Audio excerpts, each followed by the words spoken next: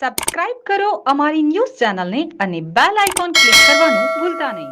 સુરતના નસકાણા વિસ્તારમાં આવેલી ઓપેરા પેલેસ પાસે એમ્બ્રોઇડરીના મશીનને ચડાવતી વખતે દુર્ઘટના બની.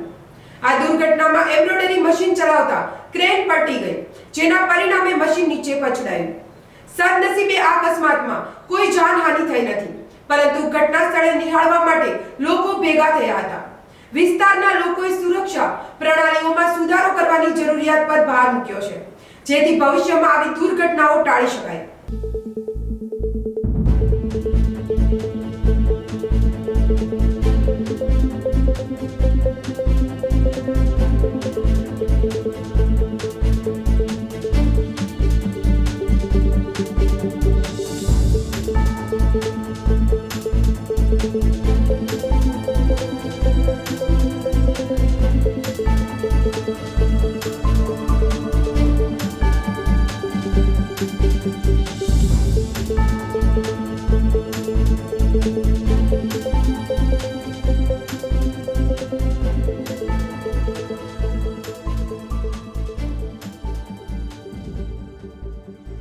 જમના ન્યૂઝ સુરત.